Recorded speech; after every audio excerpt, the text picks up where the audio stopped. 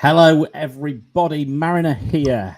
How are you doing? I'm sorry we're a day late, but we had a few things which we had to deal with yesterday. So we've decided to join you on a Friday night rather than a Thursday night in Singapore and a Friday very early morning this week in Portland. In Portland. It's dark up here at 7 in the morning, man. It's not right. You guys, like, people in Europe live like this. They wake up, it's dark, they go to work, they get out of work, it's dark, it's cold. Good Lord, man. Can we just do a mental health episode today? I think we might need one if you look at some of these press conferences coming out.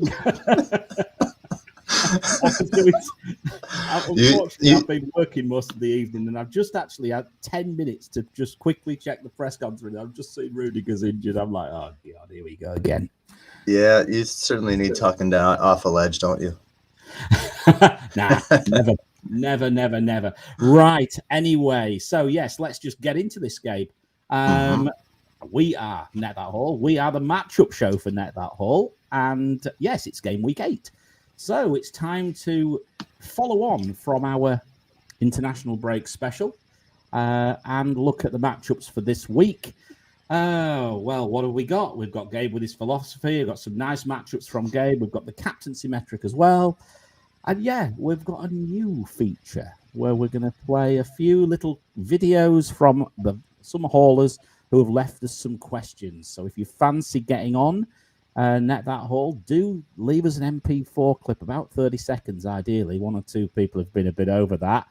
But yes, leave us a little MP4 clip for the future, and we will pick the best ones. First things first, Gabe, there was a little thing which went on yesterday, wasn't there, in London? There was a little event, wasn't there? A little soiree, as they say. There was a little soiree with a lot of FPLers and a few others as well, quite frankly. So, yeah, the FCAs were last night, and little old Net That Haul were represented by Nima in his tux. He's not told me how much of a hangover he's got this morning, but I'd imagine it's quite a big one, or this afternoon in the UK. But we want to be the first to say congrats, I think, Gabe, let's be honest, to Az and Mark for winning the video category with Black Box, and to Zoff, Pranil, and Bakar for winning the pod category. And, of course, very importantly, our strategic partner in All About FPL and Surya and the team, including Nima, who was there. I think, you know, Nima is the John Terry of FPL. So basically Nima celebrates with everybody else. Don't you, Nima?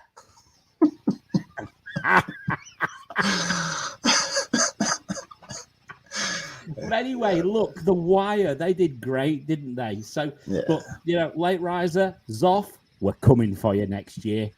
We're coming for you, and I know, but no, fair play to you, boys. You did a fantastic job. Look, Nima's, what the hell is he doing with that photograph? Come and have a look at it on the video if you're actually listening to this, if you dare. And look, what else can we say? Well done to everybody who was nominated, every single one of you. And for all you would-be content creators out there, or indeed content creators, you're all amazing. We all know how much work goes into content creating for FPL. So I think on behalf of Net That Haul, everybody deserves well done, because it's hard work, this content creating, isn't it? It's hard work, and sometimes, especially when you're starting out, it's quite thankless. Just know, if you are creating content, there is a community of us out here. We are here to help one another. It is quite a supportive community. The selections, the winners this year are legends, just phenomenal shows. And you know, I hope they enjoy their last year with the award, because Net That Haul's coming next year. We're coming for you. We're coming for you. Net That Haul, we're coming for you. Right. I'm even singing now. What's going on? Right, let's move on. What do we got? We're at 1,500 subscribers, very nearly. Come on, guys, hit that blooming subscribe button. I want to see Ali G next week. Come on, get it done. As I say, and also the mini league. I think we're going to close it soon, Gabe. I think we need to close it soon, because otherwise it gets a little bit unfair to the people who are already in. But yeah, there is still the league there, FG1 XMB, and the prize is from a box for Shirtley Box, Matt Whelan's book. and, of course, a subscription with Fantasy Football Fix. So, yeah, I think that's that. Gabe, I'll let you do the philosophy, and then I'm going to say hello to a few people, Okay. and we'll dive into the main section. So here comes the philosophy right now. All right. For FPL Philosophy of the Week, the quote is from Socrates. True wisdom comes to each of us when we realize how little we understand about life, ourselves, and the world around us. God, I know that's supposed to make people feel good, right? I mean, look, the way I look at it is that I just look at all I think about this is the poor devil who sat on the toilet. That poor devil is each of us. That's a representation of us. There's a little confused man on the toilet in all of us. Far too many muscles. Perhaps if it had a bit of lard, then it would be me. Well, we have to feel good about something, right? What do we get with the context of this, though? True wisdom comes to each of us when we realize how little we understand about FPL. Yeah, actually, yes. So ourselves and the game in general. Pretty much. I was thinking about a lot of people on Wildcard, and I was thinking about myself who already hit the Wildcard, and how we do so much work and we put so much of ourselves into the game that we think we know so much, right? But the truth is we don't know what we don't know. That's another quote. I'll throw a bonus quote in this week. You don't know what you don't know. So I think to stay sane, right? I think we should learn to let go and realize, just understand that we are limited beings with a limited understanding of the world. And I think once we embrace our ignorance, then we can let go of our expectations to always be right, and we can be free. Well, yeah, I'm certainly ignorant, so that works. So anyway, I'm sure you think I'm ignorant, so there we go. No, I absolutely love this. It's fabulous. But I mean, I think for everybody who's been having all the wild cards, poor old Joe's had about 150 drafts. He just gets the draft he likes, and then Ferran Torres breaks his foot. The evil. I did laugh. I know it's so bloody funny. Oh my God. True wisdom comes when we chill inside the toilet from Akib. Well, some of my staff hide in the toilet and read the phone. I'm convinced of it. Anyway, right. Let's say hello to a few people. We've got Raman in, we've got Pavan in, we've got Hordafi, we've got Melvin. Hi, Melvin. Declan, Donny, Eddie, Inayed. Oh, I'm sorry if I get these names wrong. Gabe Penloza. Who's that? Oh, hello, Gabe. We've got and Akib's here as well. So we've got a few in so far, and it's building up. So do say hello. Do come on and say hello. I think hopefully I've been asked for a few of the Singaporeans to come in tonight. I've been begging them to come in, so hopefully a few of them's here. I think Melvin might be one of them. There we go. Let's see. Melvin, tell me, are you part of our league? Okay, right. Let's get into it. And the good thing, everybody, is because we did a lot of this on Saturday. Was it Saturday? On Saturday, we can flick past a bit of this today. But what I would say, remember, is that you need to go back to Saturday and catch the fixture difficulty bits. I think that's going to be important. But let's first of all look at how we did last week. Well, Chelsea, 2.5 goals. Yes, we got it. Clean sheet. No, we didn't. Thank you, Ben Chilwell. You broke my heart. I can't believe it. In fact, I think Chilwell actually did a lot of damage to FPL last week. A heck of a lot. I mean, double whammy, right? He destroyed Alonso owners, and then he destroyed everybody else whilst he was at it. He was a volatile ingredient cast in the soup. Ingredient is Chilwell. Here's the next one. Look, I predicted a clean sheet for Burnley, and in fact, I also predicted last on Match of the Day. I think it was. It was, well, it's not the sort of game I'd want to watch. Yeah. We'll come on to another prediction about that game in a minute, Gabe. But we got that right, at least. We did get the clean sheet right there. And we nearly got a haul. Nearly. Tarkovsky could have had that, but he got his clean sheet, I suppose. But one that we did get right was this one, which was the Alchemist. And I know there was some how can I put this, science behind the decision, Gabe. But I think this is where gut feel comes, doesn't it? It was more psychology than science, I think. And yeah, you could see him growing in confidence, and you could say, you know, there was some luck, right, to his assists, but you could also say there was some will to the assists as well, and I think we were tapping into that will.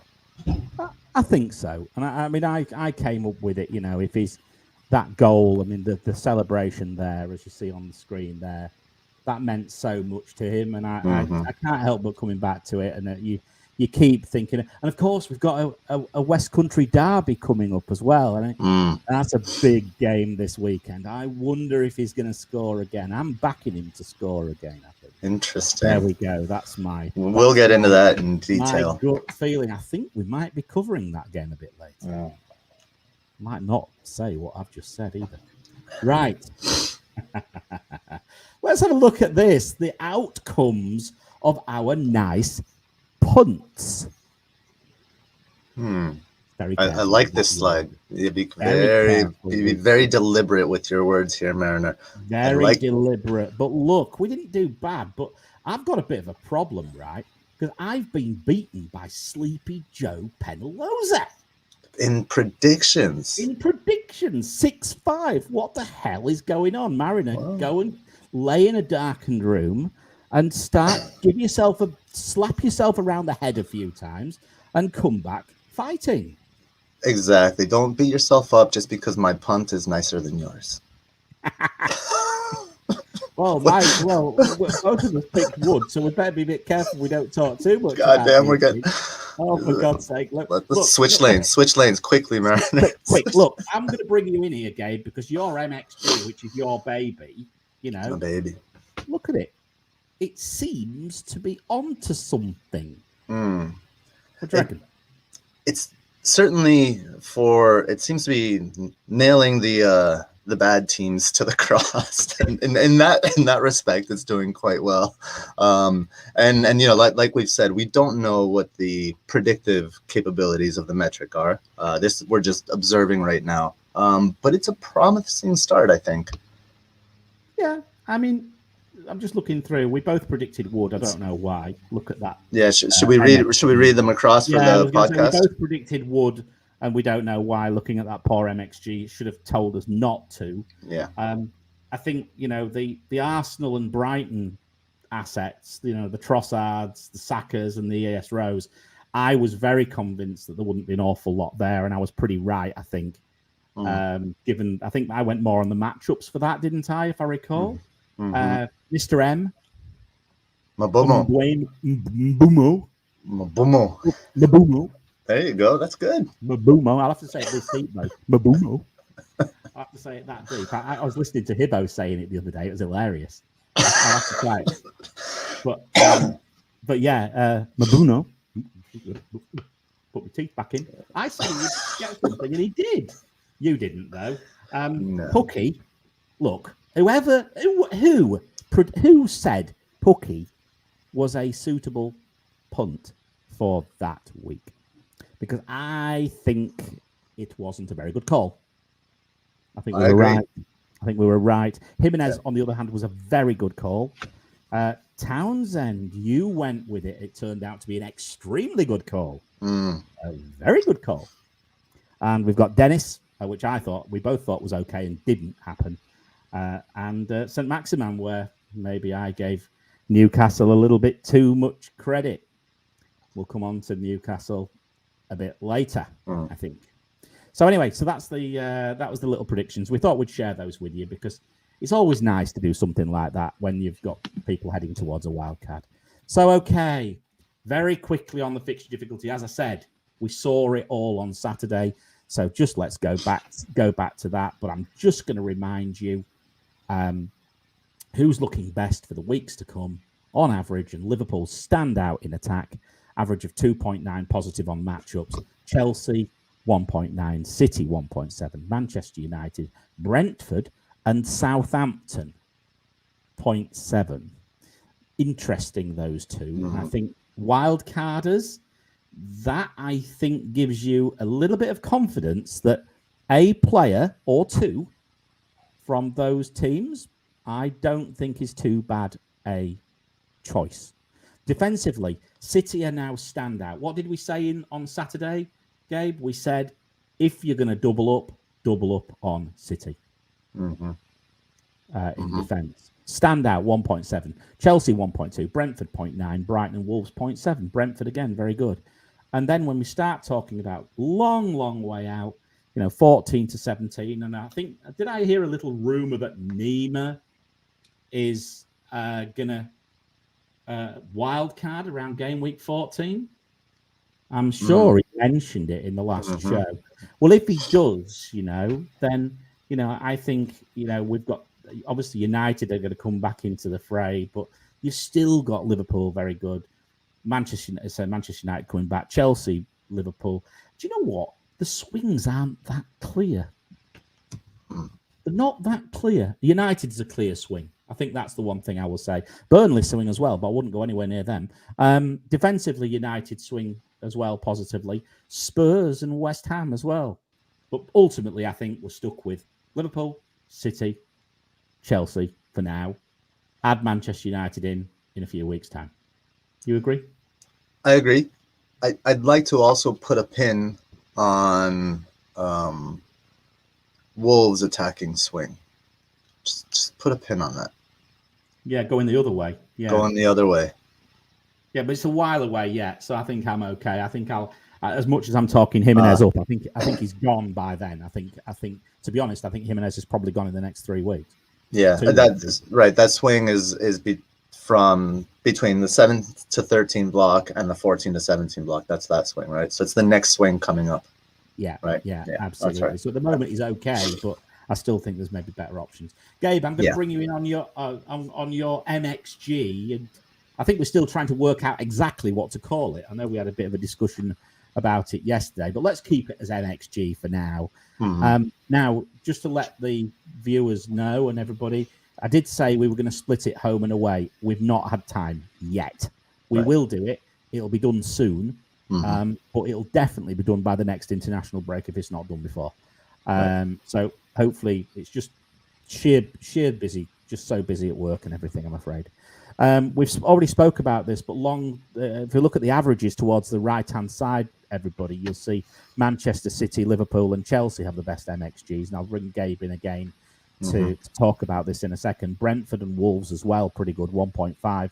Spurs, Southampton, and West Ham, 1.4. This week, Gabe, and MXG, I don't know if you want to give them a 30-second reminder of what it is for the new viewers. But yes. I'll let you talk through the best MXG matchups this week. Okay. So MXG, as a reminder, is a metric that I've come up with that takes into account 3 different elements of a goal-scoring opportunity. That would be the XG, which is the pre-shot model, so the situation on the field before the shot is taken.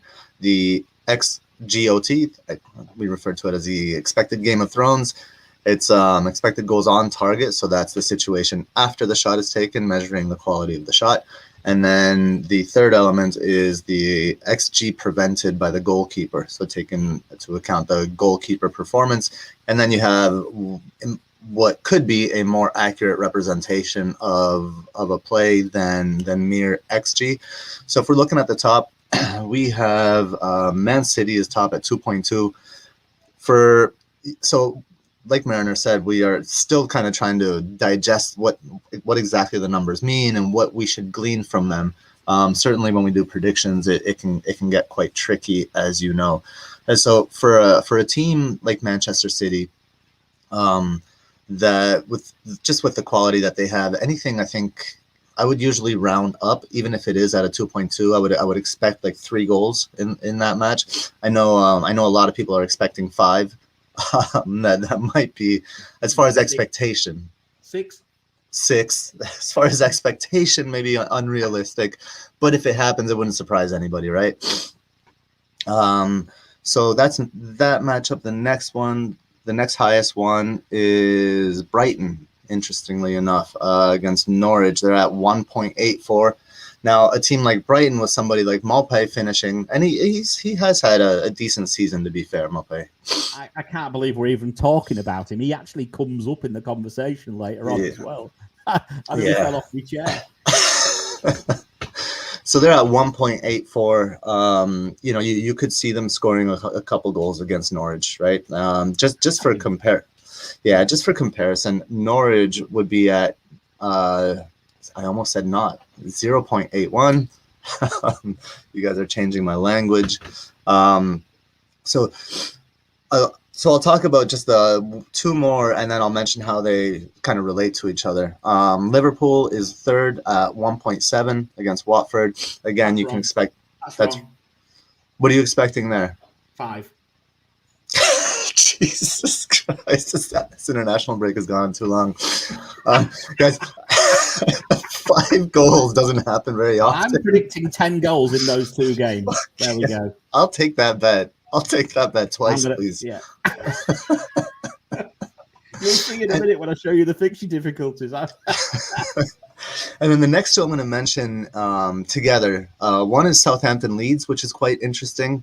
We'll talk a little bit more about that matchup later on as well. And then Manchester United Leicester is right there. The Southampton Leeds is at 1.65, and then Manchester United Leicester is at 1.64. Honestly, this MXG for the Manchester United game is kind of why I kept Cristiano Ronaldo. I see goals in this game on both ends, actually. So just something to look at. We'll be updating this every week. You know what? This is going to get a load of debates because I'm looking at it going. Ugh.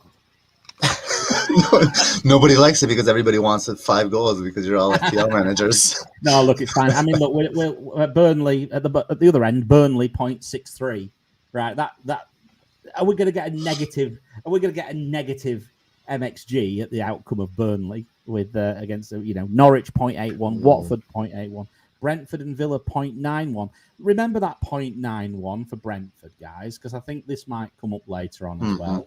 Mm-hmm. Shall we move on, Gabe? Because I think we're going to touch on MXG as we go into the matchups as well for the first time. Properly talking about them actually in our games themselves. Zonal matchups, we've already said they came out last week as well. But let's just concentrate on the best matchups for this week. So remember, Arsenal chances created on the right, for example, against Palace's chances conceded on their left. And then averaged over 90 minutes. So 3.1 chances down Arsenal's being created down Arsenal's left, 3.5 through the middle, 2.6 down the right. So not so favourable for Arsenal down the right is how it works. Best matchup for this week, I should say. Manchester City, 4.5 down the left. Who's that going to be? Please tell me it's Cancelo and not Zinchenko. Please. Don't do this to me, pet. Manchester United 4.4. Pogba, maybe, Gabe. I don't know. West Ham United 4.1. My boy, Benny Rama. Yes. You just want me to get into Ben Rama right now, don't you? You've been dying all week to hear about Ben Rama. Right now. Right now, because I've been thinking about selling him, and this has made me keep him for another week. Yeah, I like. Personally, I'm biased in favor of Ben Rahma. I love him as a player. I think he can create from nothing. This matchup is fantastic. His stats are quite mediocre though, and I think that's something you just have to live with. And I know that's particularly difficult for a person like you, Mariner, who swims in numbers. I do swim in numbers, but do you know what I also swim in? EO.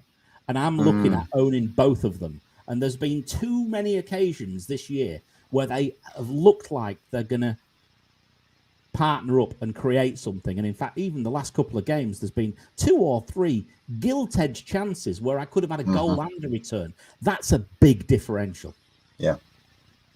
I agree. I think he's differential. I think he's a keep.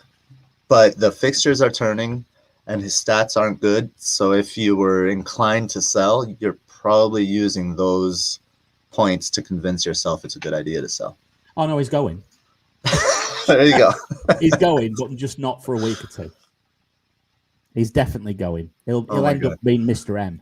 Can we just got a comment in the chat that I think we're gonna need to kick Ramanathan out for Traore maybe. Where's Bungle? Where's Bungle? Ban him. Where's Bungle? Ban this man. He says Wolves 4.7 on the right. Good matchup there, yeah. Traore maybe? Just maybe. Well, Trincau's got COVID, hasn't he? So that might mean that Traore might play at least. We're gonna have to eliminate my Wolves section. I did hear, I don't know, I think it was FPL Matthew, I think, or Nima. I can't remember who mentioned on the Compass show. And I was walking down. I mean, people must think I'm completely mental because I was walking through the town centre where I live in Singapore, and I was just laughing out loud at someone saying that Traore was the worst transfer in 6 seasons.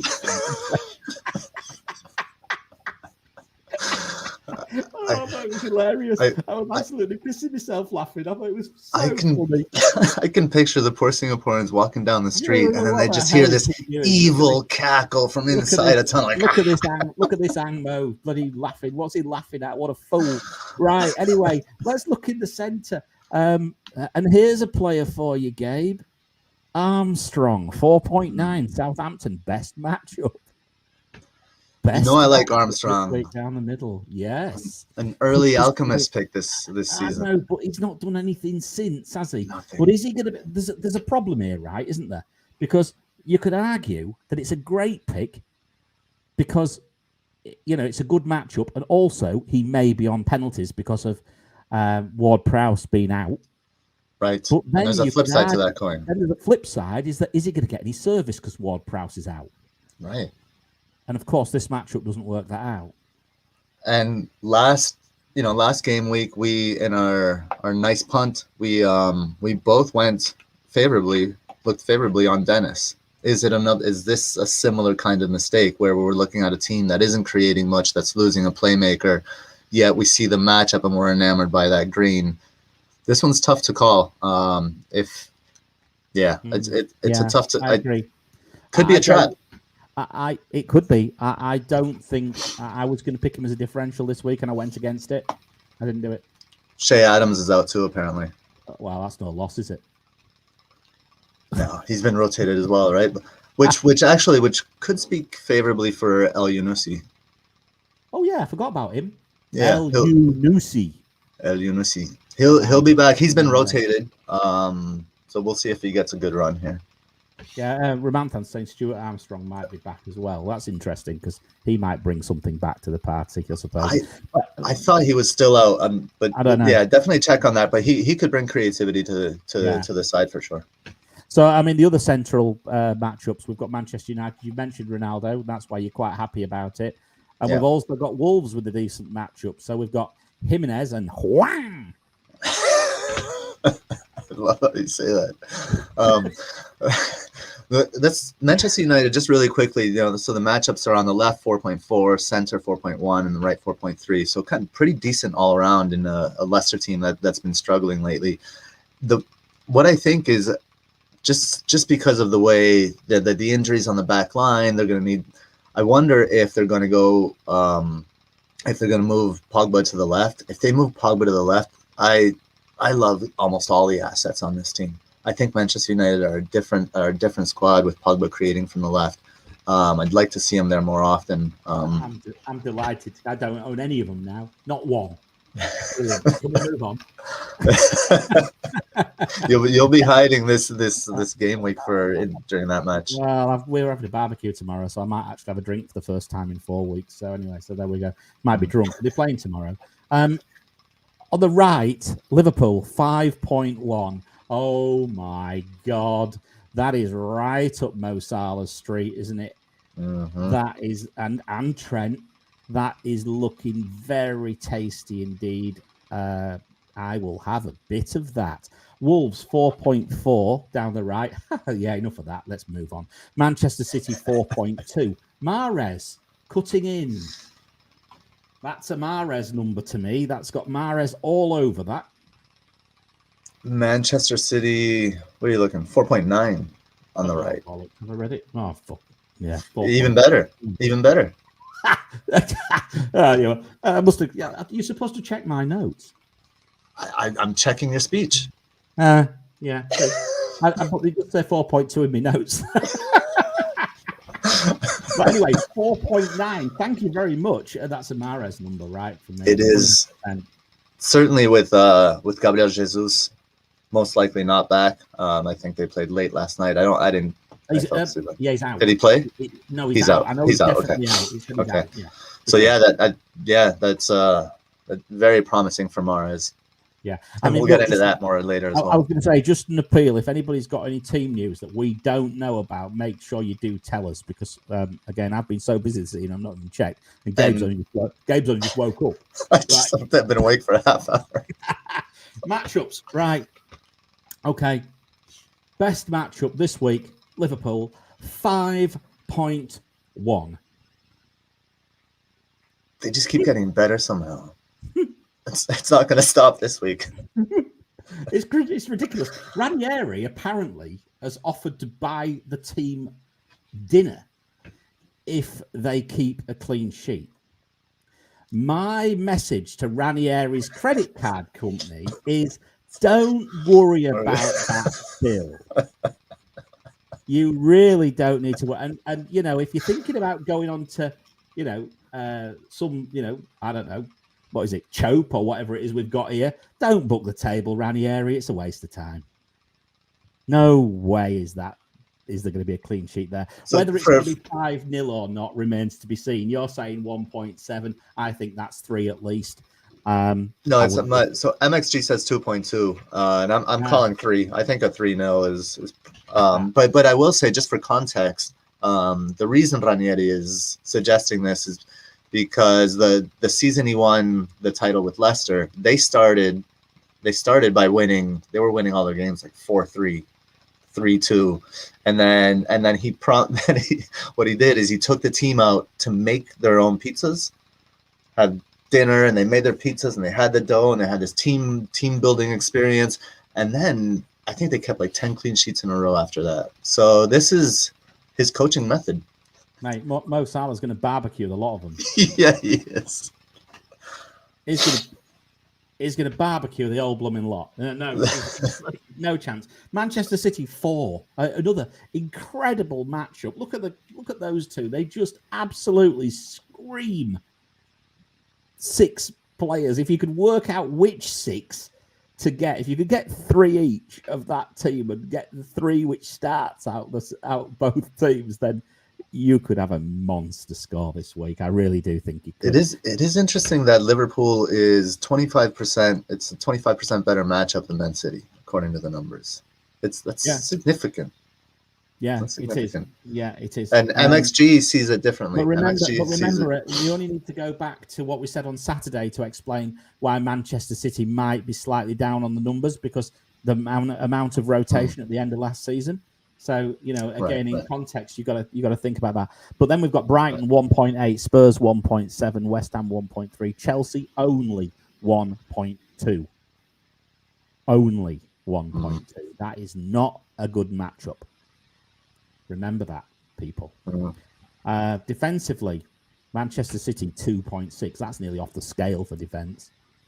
Wolves 1.5, Liverpool 1.2, Villa 1, Arsenal 0.8. Where are Chelsea? Minus 0.2. That's interesting. Another not a great matchup for Chelsea. We come back. Average. City 1.7. This is attack and defence. City 1.7. Liverpool 1.6. Chelsea 1.6. This is the week of the attacking defensive asset, people. I have a question for you. I think this is the one. You can. Chelsea. How does Chelsea average 1.6 when they are minus 0.2 for defense and 1.2 for attack? I've no idea. That one's broken, people. Chelsea is not in that category. I've no idea. Hey, man. Even machines make mistakes. I think it might have. Yeah. You shouldn't have said that. Don't worry, Marina. The metric has been. I'll correct that because it should be right. I'll correct it. There's something wrong there. The metric has been drinking, not you, man. The metric. Yeah. Well, I haven't been drinking for ages. That's why. But anyway, as I say, I'm still absolutely convinced that it's the week of the attacking defensive asset for one of Liverpool. I wouldn't be at all surprised if we don't see 2 hauls in a haul in each of those games from one of the defensive assets. It could be Robertson. It's not forced to be Trent. You know, could be Aspilicueta again if he plays out on the side. No, Chelsea's lower, remember? Oh, no, there's still 1.6 according to that. Until you change it. Cancelo. Look, Cancelo's a great shout as well. Yeah. In fact, I would go as far as saying I think Cancelo's a captaincy shout this week. I agree, yeah. Okay, right, let's look at matchups then. Let's start with Liverpool. And hey, presto, the first one we've picked out for 2.5 goals is Liverpool playing Watford at home, who are ranked 19th. 5.5. Remember, 7 bad, 0 good. Liverpool attack away from home, 0.4. Very, very good indeed. And they have a very strong attacking variance as well. It's bright green there, minus 1.5. That suggests they're improving. If it's at all possible Liverpool get any better, they are. Attacking zones, we've already mentioned, 5.1 down the right for Liverpool, but not too bad everywhere else either, Gabe. 45% chance of 2.5 goals or more, according to those who know. And they, I'm sure they do know because they never lose money. And the MXG is 1.7, as we said. Right. So I've averaged them. Anyway, just for a laugh. And it's 3.4. I'm just going to try and keep a sort of like a track of these numbers as to where we are. I don't think we need to spend too much time on this because Liverpool are a shoe-in, I think, for 2.5 goals. The next one, Manchester City, and I think we're going to spend a bit more time on Manchester City. This is where your matchups come in for a start, first of all. So City have a 51% chance, according to those who know, 2.5 goals or more. They've got the best attack at home, 0.9. They're facing the worst defence away, 4.9. And they're getting worse. Burnley. It's the second best matchup of the week, as we said. MXG of 2.2, which is the best matchup. And it looks like City are going to create chances down their flanks. So that's my bit. What about your bit? So let's let you loose on your first bit of matchup, which is actually Manchester City. Okay, yeah. So kind of went back to my matchups roots this week. Just going comparing 2 games and taking a look at the players in there. It's a more traditional matchups analysis. So there are a couple things I'm looking at. So in this match, I'm looking for Manchester City midfielders and what their roles are. Later on, I'll talk about Wolves and Villa and the effect of Wong and Watkins on those teams. But obviously, Manchester City has been kind of the talk of the town, right? With many, including Mr. Mariner here, calling for a 5-0 thrashing at home, obviously, versus one of the weakest defenses in the division. You can see here, I put up the scores of the last 4 Premier League matches, so the past 2 seasons, and just going from December 3rd, 2019 to February 3rd, 2021. Just whilst he's gone mute, I'm just going to put this on the screen. Mike Halpin, what are you on about? Chris can only say Cancello. You're only coming here to listen to me say Cancello. Fantastic. I can't wait for this. Gabe has died on his stream at the opposite sides. It looks like it's me for a while, everybody. So, where are you, Gabe? Oh, dear.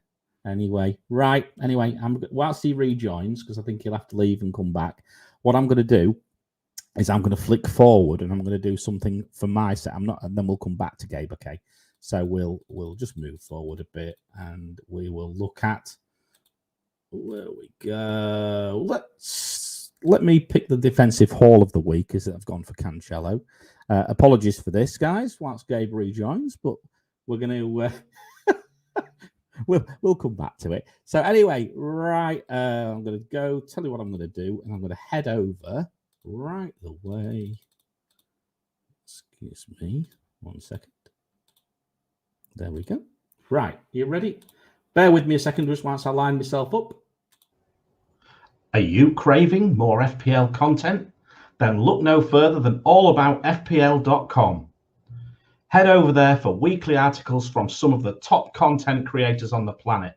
So what are you waiting for? Head over to allaboutfpl.com, the website for all your FPL needs. All right, guys, so it's still only me whilst Gabe rejoins. Hopefully he'll rejoin shortly.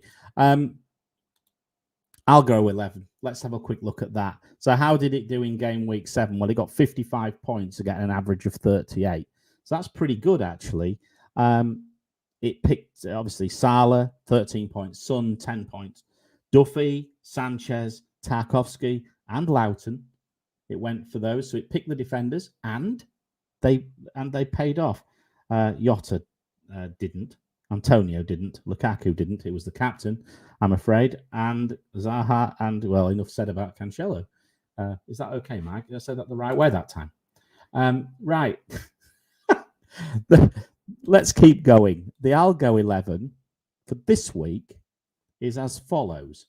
We have Salah as the captain. Stand out, boys, at 12.6. Okay. With 12.6 million and an Algo of 97, I should say. So it's Salah and Mane they've gone for. It really likes Salah and Mane. Going across the back, okay. Sanchez in goal. Alexander-Arnold. Cancelo. Mike, is that okay? Laporte, interesting pick because he came up quite a lot in the discussion last week. Duffy and White. Okay. And it'll be 5 across the back it's going to play. Right. The next one, guys. So as I said, Salah, Mane, Grealish. Why is it picked Grealish? Because he's the only one who has rotated less than most, and the only one who actually fits the numbers. And then we've put Alan and Douglas Lewis on the bench. So it's going to be 5-3-2 and stop the press. We've got Lukaku and we've got Morpie. Gabe, I've decided to do some of my stuff whilst you were coming back. Yeah, sorry about that. I am staying with friends, and I'm in a kid's room, and so I lost internet for a second. No problem. Look, what I'm going to do is I'm just going to move on, and I'm going to do the captaincy metric, and then we'll go back, and then we'll scoot back. Okay. Sure. All right. So captaincy metric, then quickly, guys. So how are we doing? Well, do you know what? We're not doing so well this metric this year, but I'm gonna have a right moan. And I look at that. Look at the screen. If you can see that screenshot, right? You can see our friend Lukaku with an open goal, pretty much. Yet he managed to hit the post from, I'm going to say, 4 yards out. Mm. And what intrigues me, Gabe, here, and I was saying this is like the old spot the ball game. If you ever played spot the ball on the coupon, where's the ball going to be? Why isn't that ball being guided into the far corner, given the position of the goalkeeper? I think he made that far more difficult than he needed to. What do you think?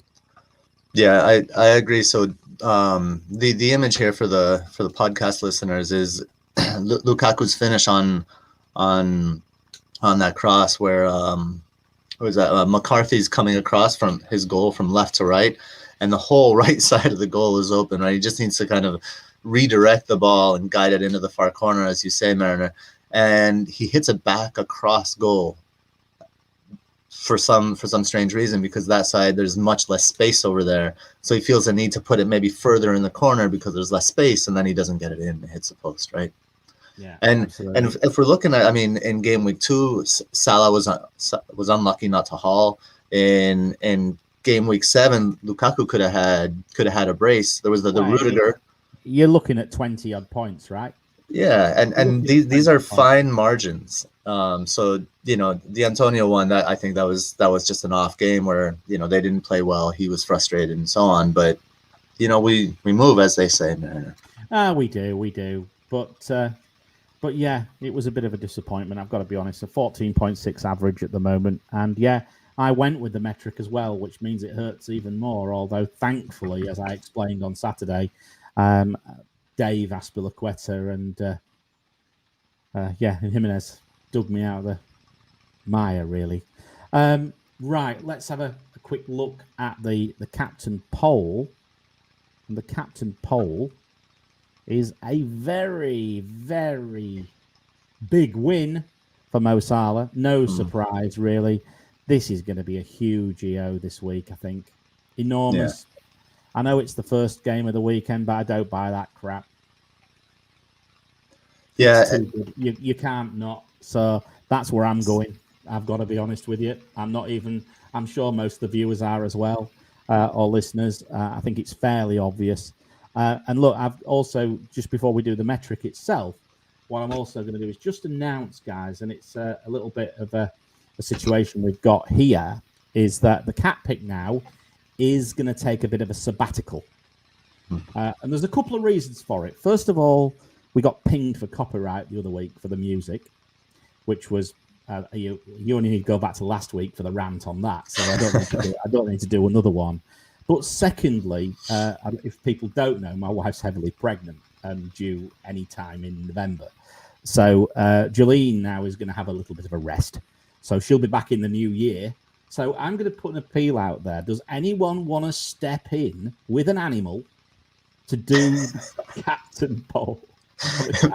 Instead of sending in your video questions, send in your animal videos. Send in your animal pick for the captaincy. We might play it for you.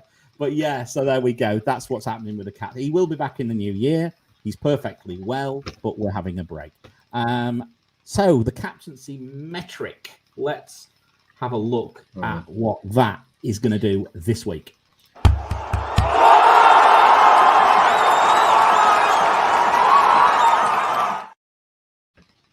Madness. Mo Salah off the scale. 139.3 fixture difficulty. I've never seen anything like it. I've never seen anything like it. 105 metric. Bear in mind, it's slightly skewed now because we're putting in the goals and the likelihood of returns and things like that. But yeah, look at Salah, top by a mile, country mile, 25% hauler, 83% returner in the last 12. Massive fixture difficulty, amazing fixture difficulty. What is he? 83% for any time return or something like that. Go there, according to those who know. Yeah, okay, enough said. The Forgotten Man in second, Mane. That's his new name, the Forgotten Man. The Forgotten Mane. Feel sorry for him, really. 8% haul only. That's one thing which is negative for him. But he's still got a 75% return. The thing is, who's going to go for him? There's hardly anyone going to be on him, probably. But you know what? I have to say, I look at those matchups for the next few weeks, and I've seen stupider things than going for both. It's unlikely going to with all the other premiums, but on another year, you might well be looking there. Mahrez, interesting, third. And he's an extremely good option when you consider that number will be affected by the rotation that he has. So, therefore, he would be higher if he was due to start. That says a lot. So, again, I think if you then compare that with the matchup, I actually think Mahrez might be a very, very good captain shout this week. I think he's very sneaky. That's a very sneaky captain pick. I hope I'm not taking your thunder with respect to your Manchester City bits and bobs, because we are going back there any minute now. But yeah, even Mahrez looks 76% goals and assists for percentage for goals and assists, right? Very, very good. And we've got now, can you please pronounce this man, please? You'll see me hovering thing. What's his name? It starts with C. I think do you want me to pronounce it first so then you can? Okay. Yeah. João Cancelo. João Cancelo. João. There you go. Cancelo. João Cancelo. Yeah. Cancelo. Yeah. Cancelo. It sounds better. Mike Halpin. He's not Italian. I don't Cancelo. care. You got your request, Mike Halpin. Portuguese. So I expect a 5-star review on Apple Podcasts, and if you don't, get your kids to do it. Get anyone to do it. There are different countries down there. You know that, right? Oh, I don't know. Right. Anyway, whilst I'm just messing around with these slides, and this is what I should have done earlier, because what I was doing is in a blind panic and just moving across the slides trying to find where we were. But I wonder how long I spoke. I kept speaking just to myself. Oh, you were talking for ages. I was laughing at you for a start. So anyway, we got this slide. I think we got halfway in this. So let's go back to you now. We are at 50 minutes. We've done the captaincy metric. Mm-hmm. Okay. We've done the algo. The floor is yours till we get to our haulers questions. All right. Don't cut off. No, you just got to put the thing on the screen, my friend. Oh, that's a good point. Oh, Gabe. It's one of the... Good morning, Mariner. So did I even talk? Good morning. I'm going to talk to my friends in the chat whilst you're talking about that. So don't ask me any questions because I'm not listening. Fair enough. Did I? Well, I do have a question before I start. Did I talk about the scores yet? No. Okay, good. So let's go back here. So obviously everyone, including Mariner, is expecting a 5-0 thrashing at home against Burnley for Manchester City. We can see here it's somewhat in line with recent history, right? So with the last 4 Premier League matches up on the screen here, Manchester City won 4-1. They won 5-0. They won 5-0 again in November 2020, and then last February 2021 they won 2-0. So I just wanted to put those up there just to show, also that Manchester City has scored 16 goals in those 4 matches. And I just want to show, as I explained, I went back and I looked at from which position, like which player and which position scored each goal and had the assist. And just as I talk about where the 16 goals have come from, if we could go to the next slide, Mariner. So we have the so here are the kind of the zonal matchups, let's say, represented in the heat map. Chances created heat map for Manchester City, chances conceded heat map for Burnley. That's this season, but just staying back with the past a little bit. The 16 goals scored, 6 goals were scored from players playing on each flank, so 6 on the left and 6 on the right, and 4 goals were scored by players playing centrally in center midfield or at the 9 or false 9 position. Now, that not much of a difference there over the past 2 years, a difference of 2 goals. But the real difference comes in the creativity. So 5 assists came from the right, 4 came from the center, and only 1 assist came from the left in the past 2 seasons against Burnley. So I think this trend could continue because Burnley have conceded the joint second most chances from their left side, 34, as opposed to only 28 from the right side and 23 from the middle. So that the vulnerability on that left side for Burnley kind of speaks good. It's good news for whoever's playing on the right side for Manchester City. Now we expect it to be Mahrez, but again, you're talking about Pep, so you have to brace yourself for anything. You are talking about Pep. Let's be honest. I mean, so we won't even get into the different permutations. But just to take a look now at the current kind of tactical overview by looking at the heat maps, we can see that Manchester City's strength in the matchup lies in 3 key areas when compared to Burnley's vulnerabilities. They are just inside the left side of the box for Manchester City, just outside the I'm getting turned around, the top right of the box for Manchester City, and then just inside the right side of the box as well. So on either side of the box, and then at the top of the box on the right. Those are the areas we're looking for, just to explain that for the podcast listeners. Now, here I examine kind of 3 elements of the player's game, and I chose to look at the passes received heat map, where the player's teammates are looking for him when attacking. So when the team looks to attack and they give the ball to the attacker, where are they finding him? What space? And then I look at the chances created for the assist potential, and then I look at the XG shots for the goal potential. So we can move on to the next slide here. Good. I'm not. It's kind of small. I apologize for that. This is. So we're starting with Kevin De Bruyne, and I have his passes received heat map, and his chances created heat map. Those are the two that are side by side first. And, you know, nothing should really surprise us here. He's kind of all over the field, drops occasionally to link play, receives the ball in kind of the customary areas to the left and right of central midfield. Usually he'll, just depending on who's playing, he can work either side there. It is interesting to note that he's receiving the ball more on the left side of the field, but his chances created are scattered quite evenly. If you look at chances created next to him, we have, what do we have? We have 6 dots there, and they're scattered quite evenly, but he's receiving the ball more on the left. So that's just something that piqued my interest. The XG shots map shows that KDB has not had any big chances. We see the splattering of shots kind of all around the top of the box and a couple kind of closer to the 6 there. But even those ones that were closer were not big chances or small XG chances or low XG chances. Let's see. As I think as the team settles with left-sided players like Foden and Grealish, I think that could push KDB more to the right. And then given the Burnley's weakness on their left-hand side, I think KDB being pushed to the right by those kind of left-sided players bodes well for him this week. I think I think he could be the obvious City pick because he will be nailed. He is world class. And I'll get into the criticisms of he has not shown kind of his best form yet, but I'll get into that a little bit later in the show. Next slide, we're moving on to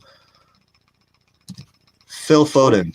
Yep. So Phil Foden's passes received map is exciting because it directly corresponds to an area where Burnley tend to concede chances, right on kind of Burnley's right side of their box. So Man City's left side and entering the box.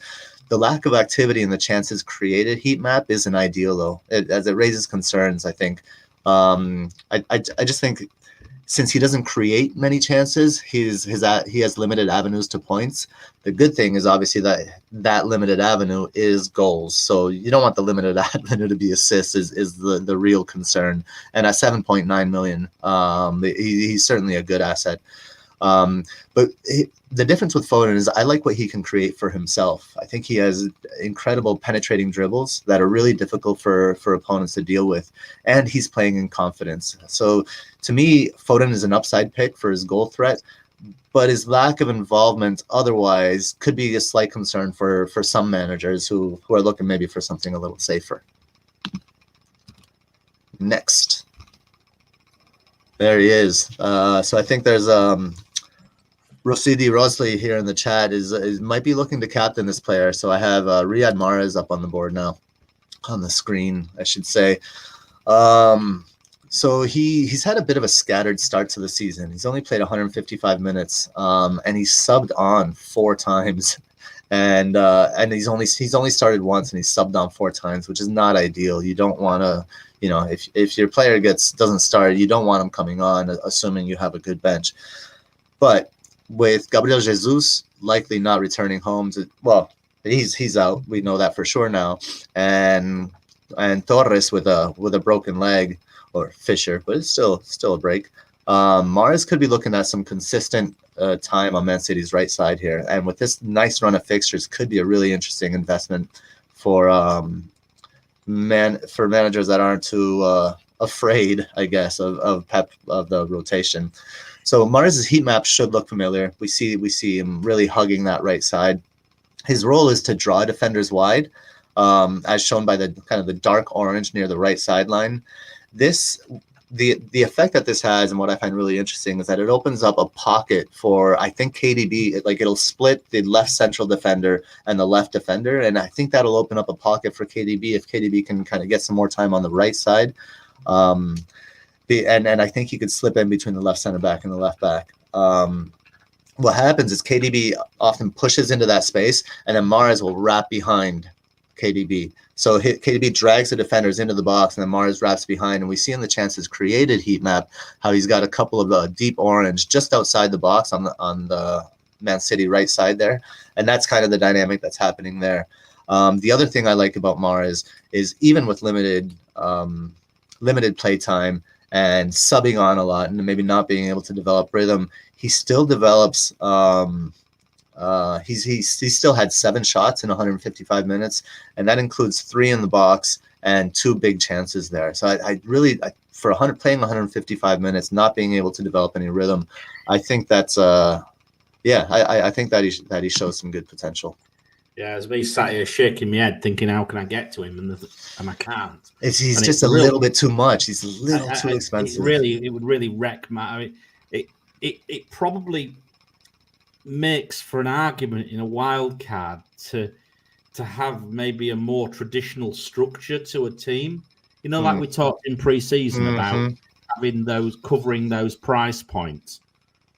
This could be a really important time of the year or time of the season when you actually need to cover those price points. I didn't see this coming, I don't think. Yeah, I think that's a really great point, and especially for people on Wildcard, do think about structure. And I started the season with Son precisely, to be able to maneuver in this kind of realm here. I have to say, speaking now that I'm bringing Son up, it's that similar price point. I prefer Mahrez to Son this week. Well, but I mean, the point is that you've got an option, and of course, if you keep the money in the bank, Mahrez to Son when Son's fixtures turn round in game week 12, you're already halfway there. You're ahead of the pack. Yeah, right? It's good planning. And I think that's what I'm thinking of. And of course, it's going to take me some surgery to get there. I tell you. Yeah, definite surgery. Oh dear. Right. So we'll just finish up with the again just the matchups, to go over the matchups. We have on the right hand side, we have Mahrez on around the top of the box there we have Mahrez and KDB, and then on the other side you have Foden. All good options, all exploiting Burnley vulnerabilities. But I do see the higher upside picks to be coming from the right side in this match. Okay, so KDB, is he the man? We were talking about wildcard drafts for KDB as well, weren't we? I think I would probably have him on. I don't know. It's tough. It's hard. I was gonna sell Cristiano this week to bring in KDB, and it was gonna be for a hit. And then I'm looking at Cristiano. It's hard to get rid of Cristiano with that matchup. Trouble with KDB is that as much as we all know what he can do, he's not been doing it, and he's an awful lot of money. And I don't know if I've got my reservations about Foden. I probably would. I was considering going for a bit of a punt on Torres. Foden's out my price range anyway. I couldn't even get to him even if I wanted to. And of course KDB's out my price range. But I don't know. I think if I had to nail myself to the mast right now for a City asset on what you've told me, I think it's Mahrez. Mm-hmm. I think it's Mahrez. I think particularly with the injuries and things flying around, I don't know. Here's the thing with Mahrez as an asset, though, is as when Gabriel Jesus gets back, then he's at risk, and that's next game week. Yeah, that's the problem. So he's assured for one game week, and then you're done. So if it were me, if I were on Wildcard and I really wanted one of these City mids, I'm with KDB. He's one of the best players in the world. He can turn around his form anytime. Most definitely. And we'll get to him a little bit more later. Most definitely. Well, he actually comes now. Oh, there you go. Well, yeah, he is the Alchemist that's hiding behind our logo. Fair enough. The logo is much better. So the Alchemist this week is Kevin De Bruyne. And the quote is, "When you are loved, there's no need at all to understand what's happening, because everything happens within you." Right, and hold on, here's what I have on KDB. Let's see what's that. Sorry, there we go. So KDB is an unusual Alchemist pick this week because he's a premium asset. Usually the Alchemist pick is not. I don't pick premiums. They really are mostly gut feel. Despite his quality, he's been maligned for a slow start this season, and rightly so. He has started slowly, but I think it's kind of like us telling ourselves that he's not that good right now, so we can get other assets. he's taken some time to regain form. But I think that this criticism is going to turn into a reminder that he is one of the best players on the planet and is facing perhaps the best matchup he could face from a historical and tactical perspective.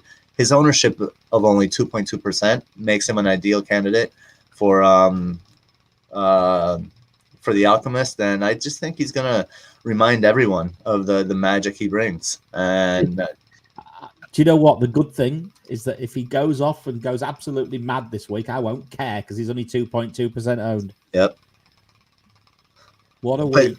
If you have him and he goes off, then you care. Oh, man. Then you're flying. Oh, man. If you have him, do you know what? It's a brave man to go against Salah this week. But if you have him, some freak, let's say Ranieri does have to get his credit card out. He might. For his meal, and you've captained. Oh, my goodness gracious. Yeah, it could be incredible. Anyway, I like the pick, though. I do like it. And you've got a good record this season for the Alchemist as well, haven't you? Yeah, I mean, a couple benchings. What are you going to do? But the players that have played, I think only one has blanked. One Alchemist pick this season has blanked. Not bad. Yeah, not bad. Guys, tell us what you think about the Alchemist in the chats. Do keep. I know you're here. It's all a bit quiet at the moment, so let us know.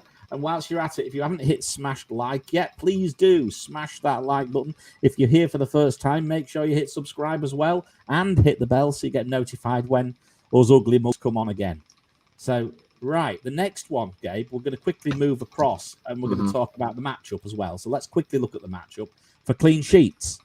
And look at that. City, 62% for those in the know for clean sheet. Best defense at home, 1.6. With respect to the rank and improving, no end, against 15th attack away in Burnley, which isn't the worst, but goodness gracious me, anyone who goes to the Etihad's going to really struggle, right? MXG is 0.63. Now, remember what we've said about that. That is, you could argue it overstates it, but then again, you only need some fool like Chilwell to trip someone, and then you've got an MXG of 0.8. I think you pair it with the team. So if you're saying like Manchester City has an MXG of 0.63, you would expect a goal. But if Burnley has an MXG of 0.63, you wouldn't expect a goal. Yeah, that's an interesting way of putting it. Yeah, that's interesting. Just a thought. I mean, look, and again, we keep coming back to wildcards and things like that. But if it's me, if I was wildcarding right now, and this is just me, I would have double City defense. That's me. I just think they're just too good. It's just too good. Would you have triple City though if you were wildcarding? Not defense necessarily, but triple City. I think I probably would. So I don't mind a punt in a wild card. I think I'd probably. It depends on the structure, but I don't know. I'd go KDB because I think it pulls the rest of the team apart quite a lot. I think I would be looking at one of the cheaper assets. Foden's the obvious one. I think because I think if you're going to gamble, don't gamble all. Don't put all your cards on the table, right? And Foden might be the best gambling option. I mean, to provide the alternative lens to that, if you're going to gamble on the best player. No, I know what you're saying. You could argue the opposite way around, but then you're gambling on other assets as well. Whereas with Foden, you're not. Yeah, that's my argument. We could do this all We could. I was going to say I've already talked about the hauler of the week actually, but we'll cover it again. Surely, it's time, right? It just has to happen. If he doesn't go, knowing how lucky, he won't even play. But anyway, who? Cancelo. There you go. he says with trepidation. I had to think about it. You did have to think. got the pronunciation police on the show. Don't worry, there's still a rant coming today. Yeah, I think you might know where it is. Hibbo knows where the rant's coming today. I've already spoken to him about it. Right, anyway. Predicted 2.5 goals. Here's one for you. I I'm not drinking, Gabe. I've not been drinking. I've predicted 2.5 goals for Spurs. Madness. It's complete stupidity, isn't it? But Newcastle are rubbish. 18th ranked in defence and getting worse. Even getting worse. 5.4. Yes, I know Spurs aren't doing very well. 3.6, ranked 9th, and not very good. But I look at that little zonal matchup down there in the bottom left-hand side of the screen, and I see 3.8, which is not incredible through the middle. But I think we spoke about this off air yesterday, I think, when we did our preparation meeting for this. Because that's the sort of things we have to do when we're doing Net That Haul. There's just so much detail in it. And what was my words? I just reminded you about the Euros, didn't I? And I said, when a certain Harry Kane gets a goal, if he gets something, he can go on. He can just set off on a run. And I've got a funny feeling that this might be the week. I don't know why. I just think that could be the one. I don't know. I might be wrong. Your MXG quite likes it. Yeah, likes a couple goals, one or two goals. 1.55 again, kind of sitting in the middle there between 1 and 2. I don't see 2. I don't see 3 goals from. No, you might from see Spurs. 2 though. Yeah, but then again, yeah. you only need Newcastle to come out and. I don't know how they're going to react to all this news and the takeover and everything. Is it going to be positive? I mean, look, all one and good, Banger, but maybe neither are Arsenal. But Banger for the podcast, Banger says Kane isn't scoring against his next team. Against his next team, would you go in there? Do you reckon? He might. God, and then another note we get here from Banger from Siva here is that Wilson is fit. I did not know that. It's not going to make any difference to Spurs scoring 2.5 goals or more. No. Might mean that, although it might mean that Newcastle might attack a bit more, which might open a bit more. I don't know. Look, I've gone with it anyway. We've said we were going to have a debate about it. I think it's a reasonable debate, but I'm looking at it and I'm saying, look, the matchup's not bad. Down the middle is interesting. I wouldn't at all be objectionable to someone calling out Kane as a differential because he's also very, very lowly owned this week. As a differential as far as owning him? As a differential for owning, yeah. Not as captaining. I wouldn't captain him. No chance. Okay, good. No way. Right, and the next one, and we're going to come back to you again now, Gabe, because this game's interesting. Because we've picked Villa against Wolves out here. And so what have we got? So we've got Villa attack at home, ranked 17th and bad, 2.3. I think you're going to come on to this in a minute. Against Wolves away, ranked 4th in defence at 2.7.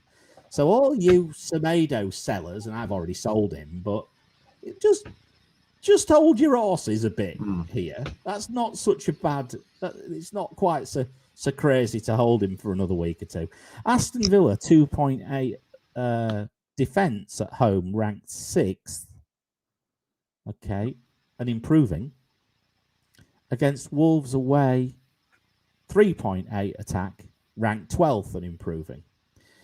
This, Gabe, I'll let you do the zones and the MXG as part of what you're going to talk about in this, because this is our game in focus. We're not predicting 2.5 goals or more. In fact, we might be predicting a 0-0 draw. Was sort of the discussion we had yesterday, but then what did I type up with it? It's a local derby. Don't forget, it could be blood and guts. It probably will be. May well be a sending off. Wouldn't be all surprised if there isn't a sending off. And let's see what happens. But no matchups, Gabe. Please, if you'd like to dive into this, because I think you've got some interesting things you'd like to pick up on.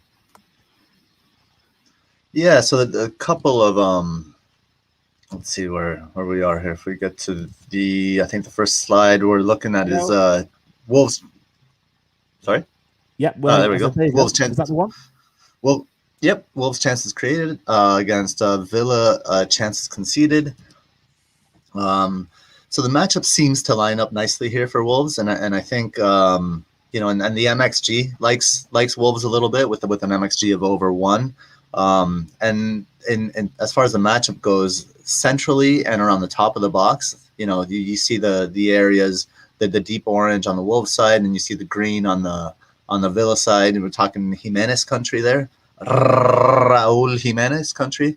And Villa has shown some vulnerability on their left inside their on the left inside left side of their defense. Sorry, and this is kind of where Jimenez has played. He's played on the right this season. We can go to the next map, and I'll show kind of how Jimenez's movement or positioning has changed. He started playing on the right, and then he's since moved.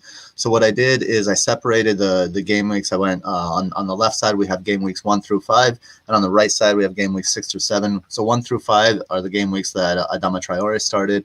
6 and 7 are the game weeks that Huang started, right? And we can see El Macho, I like to call Jimenez El Macho, played more in the center and right side for game weeks 1 through 5, while Adama was isolated on the left side. We all remember all those chances Adama had, 1v1 or 1v1 against the goalkeeper that he missed. This was an interesting tactic by Bruno Lage, designed for the Mexican to draw defenders out of position by having him check into midfield to link play. So as Jimenez is both pushing the line and then checking to the ball and destabilizing the defense and really bring everything to Wolves' right side or the defense's left. This would often leave Adama 1v1 on the left side. You know, but you add the handicap for his finishing, and that advantage was unfortunately taken away. So Bruno Lage made a switch, and in game week 6 and 7, Jimenez's touch map shifts to the center right instead of shifts to the center and left side of the field. Whereas before he was in the center and right. Now, these are the matches in which Huang Hichan started, and whether it's I think it was a tactical design, or it could just be the nature of their understanding between Huang and Jimenez. I think Huang, what he does is he pulls, with just the way he plays, he pulls Jimenez over to his side. And you know, we've heard people talking, rightly so, about how they have an understanding, they're connecting really well, and people didn't see that with Adama.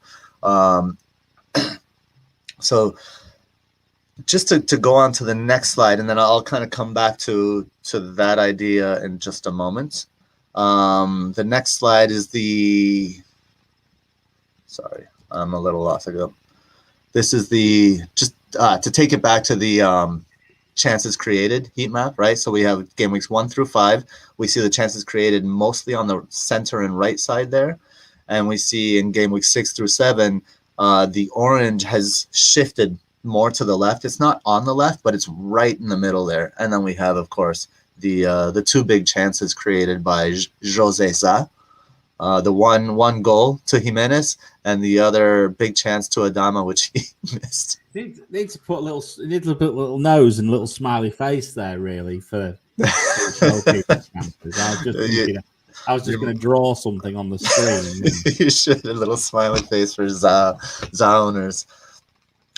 So we see that kind of idea that the play has shifted to the left with Huang, and Jimenez is closer to Huang. He's not playing so much on the right. We see it represented here in the chances created as well. So we see it as a kind of a systemic design in their play. So next slide will show us Villa's chances conceded again, just to take a look at that a little bit closer. So Villa's defense has been respectable lately, but they are more vulnerable on their left side, as we can see by the green areas there. I fear Huang's influence on the team, shifting the attack to Wolves' left, may hurt Wolves tactically in this matchup, because Villa concede more from their left.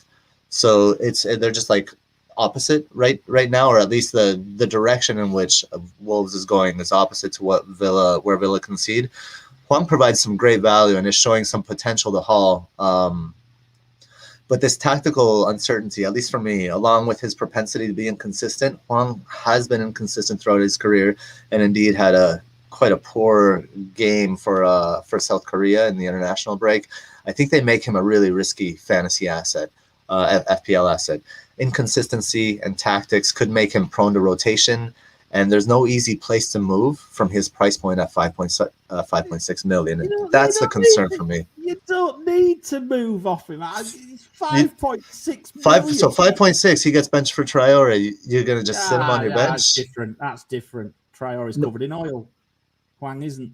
No, but I mean, if Hwang plays the way for Wolves, the way he played for South Korea, he's gonna get benched, and then you have a 5.6 million asset and nowhere to go. I do take your point, but I've seen enough as far as I'm concerned. If you are short of a bob or two, and you need a third looks like playing at this moment forward.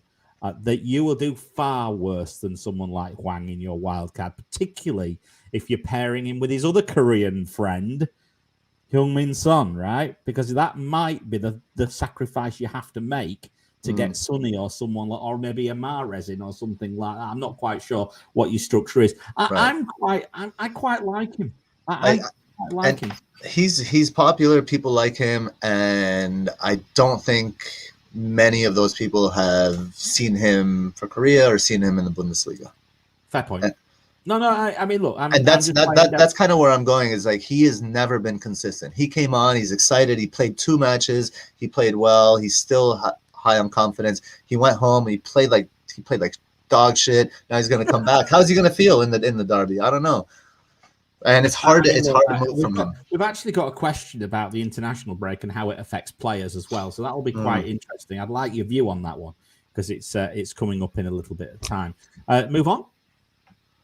Moving on. Yes, sir. Have you covered this bit? Right. Okay. The next one's a table for you. Next one's a table. Yeah, this is up your alley with the stats. This is, so I'm looking at Villa's attack here, and I'm going to come right out and say it. Like I'm confused. So this is just an explanation. I'm sharing my confusion. That's what's going on here. So if you're confused after this, then I guess I've relayed my message well. So here I'm comparing game weeks 1 through 3 and 4 through 7 to see what Ollie Watkins' effect on the team has been on the team in general, and Danny Ings specifically. When looking at some of these stats, over these 2 periods, keep in mind that for the goals, assists, and clean sheets, that obviously there are more matches in game weeks 4 through 7 than there are in 1 through 3, so it's not a 1-to-1 comparison. But the rest of the stats should stand up because they're minutes and possession and so forth. So it's interesting. The one thing just right away it's interesting to note is that most stats improved with the introduction of Watkins, except for the possession, which decreased by 7.4% from 52% to 44.6%. Again, confusing. It could mean that they switched to a counter-attacking style, but when I watched them, I didn't really see that. So I just kept digging. So we're gonna look into the players directly here. The next slide is Ings passes received game weeks 1 through 3 versus passes received game weeks 4 through 7. This heat map shocked me. Just wait a second, Gabe. Ant A has just posted, wait for Marina and his Cancelo. Marina? Hey, Marina. Marina? You're cute. What where's Bungle? Throw him out. Cancelo. One of those things. Marina. Crying out loud. Oh, God. The things that I do, I come on this show, I do all this effort, and all everybody does is take the piss out of me. So, getting back to the heat maps here, check out what happened to Ings. Game weeks 1 through 3 versus game weeks 4 through 7. Ings was everywhere the first 3 game weeks, and he just like collapsed collapsed the quantum field or something like that into the singularity on the left hand side. Villa paid a price for this when Watkins came in for like Ings the change of where he receives balls. They lost their target at the tip of the spear, but he still managed a couple of goals. When Watkins was introduced as a starter in game week 4, Ings' involvement caved to that spot on the left-hand side. And I don't know. Do you have any thoughts on this? Have you noticed this when watching them? Because this is quite the difference in the change in role for Ings, in my opinion. I mean, look, all I can say is I felt very. I remember thinking I owned Ings in the first 3 weeks, and I remember thinking to myself, I feel lucky to have got the returns I've got out of Ings.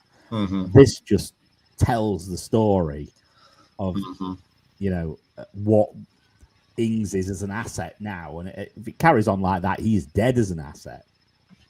Yeah, really. Yeah. I mean, the only thing is is Watkins going to go back to prime Mr. Carpenter like he was last year? Because at the end of last season, he was absolutely incredible, and prior to that, he was a bit of a laughing stock, wasn't he? I'm afraid, and he got the butt of a few jokes, and sometimes quite unfair, because he was doing okay, to be fair, but he did get a bit of a reputation of hitting woodwork a lot of the time, which is why he got nicknamed the Carpenter. Certainly, that's right. I mean, I thought maybe Ings is shifting in where he receives the ball here. I thought maybe it was because Watkins was playing centrally, right? Did Watkins take that up? And now if we go to the next slide, he's not. They're playing in the same fucking position. Maybe just shunting him off the pitch. Maybe there's just saying, "Go on, Danny Ings, you go and sit on the bench somewhere." Are you sure they turned the heat maps off when he was actually sat on the bench? Right. go sit next to Leon Bailey's hamstring. Yeah. So yeah, they're playing in the same area, and Watkins is slightly inside and ahead of Ings in terms of where he receives passes. We can see Watkins on, and I should have put the other map up there, but it doesn't matter. And I think this positioning where the deep orange where Watkins receiving passes there, that could be trapping Ings on the sideline if Ings is already outside of him, and preventing kind of like blocking Ings' ability to penetrate. It's a strange tactical setup, but the stats, other than the possession, have improved with this tactical setup. So like I said, I don't know what the hell's going on, and I have a feeling so this is my guess is I think Dean Smith is confused. I think people are running into each other. You're an idiot. Is that a board game? Yes. I knew you were going to mention Dean Smith. Yeah, Dean Smith. I mean, it's my mate from last year.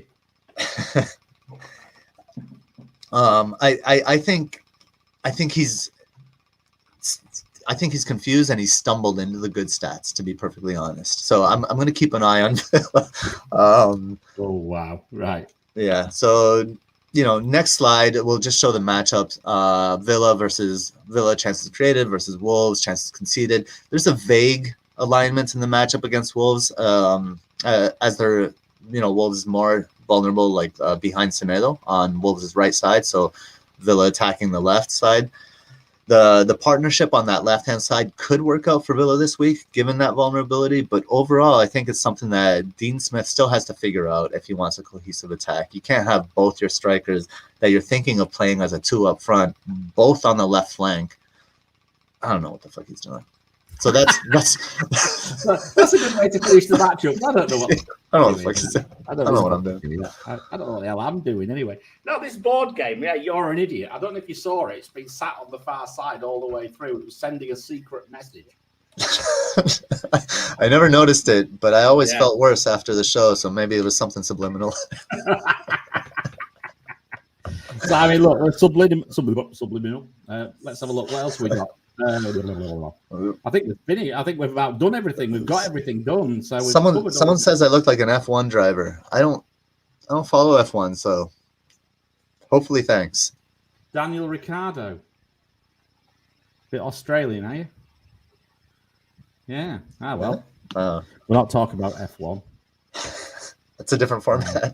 Yeah, it is. It's very much a different format. Oh yes. And speaking of different formats, we're now going to have a look at a different thing. And as I said earlier on, you've got to, and now I've got to remember what they've actually asked, because I actually haven't prepared for these questions because I didn't have time. So we're just going to play them. And Gabe, I'm going to come to you with all 3 of these as a penance for cutting me off halfway through for your internet dying earlier on. So no, I'll give it a go as well. Right, let's have a look, see who we've got. So the first clip for our Hauler's Corner, and please let us know some feedback on this, is from FPL Tribe, and that's TRYBE. If you want to follow him at FPL Tribe. Here we go. Hi guys, this is Anuj, aka FPL Tribe. I'm on my wildcard and seriously contemplating on going for a goalkeeper rotation for Ramsdale and Sanchez. I checked out the next 25 odd game weeks. I can see 17 to 18 clean sheets coming in vis-a-vis a 4.5 set and forget goalkeeper, who might just get 9 or 10 clean sheets in the next 25 game weeks, unless it's Edison or Allison, which I know is not an option. So your thoughts, please, especially when the looks of most of the defense in terms of defenders are going to look similar. Looking forward, guys. There we go, FPL Tribe. So that's what we're going to do from now on. Now, we could have told him that he couldn't come on. I think it was just over 30 seconds. So try and keep it under 30. But no, thank you, FPL Tribe. We do appreciate it. What do you think about rotating goalkeepers? 4.5 rotators. Here's the problem I have with rotating cheap goalkeepers is you often miss the haul. So yeah. It's those unexpected games where they get a clean sheet against a decent team, right? And they get you those 10, 11 points. And I think, this is net that haul, so we don't want to miss those hauls. So that reason, I think that's the main reason for me. If you believe, and I think we do have some solid 4.5 or 4.6 now million goalkeepers, I would want the hauls. So I would just stick with one. Yeah, I think I would as well. I think, look, the difference between a 4.5 and some of these goalkeepers, they're going to have, as we said earlier on in the early part of the game week on the Compass show, by the end of the season, there's going to be 10, 15 points difference between them all. Just stick one in and just move on. But look, pick the one and don't get drawn into, and I think it was a very good point made on the Compass show about don't look necessarily at the fixtures for the goalkeepers because you're not going to transfer them out. Yeah. Look at it over the season and just go, do you know what? Arsenal looking good. I like the look of Ramsdale. That's where I've gone. Sanchez is by no means a terrible pick either. And if you fancy just something a little bit more morphing towards a bit of the middle, then Raya is a bit more, I think, of a gambly sort of option. But I've still no problem with Raya, actually. I think all three are great picks. They're all good picks. Absolutely. Okay, so I hope that's helped. Anuj, I hope you enjoyed that. And the next question is from, I think, is it Andy? FPL Sonaldo. Here he comes. Hey guys, big fan of Net the Hall. Keep up the good work, Mariner. Really appreciate your input into the community. My question is in regards to Gameweek 8 wildcard defensive structure. Would you prefer to go for a 3 premium defensive structure with the likes of Duffy and Livramento covering your 4th and 5th options? Or would you prefer to go for a 4 premium defensive structure? Your insight and input would be very helpful. Really keep up the good work, guys. Well, I just waved this.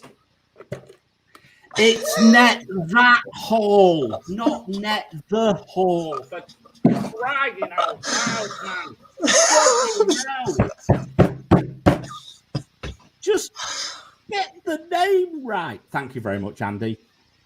I really appreciate it. I really do. What's the thing is show? Is it the what is it the is it what's the show? The Unablers. Is it the Unablers? The Unablers.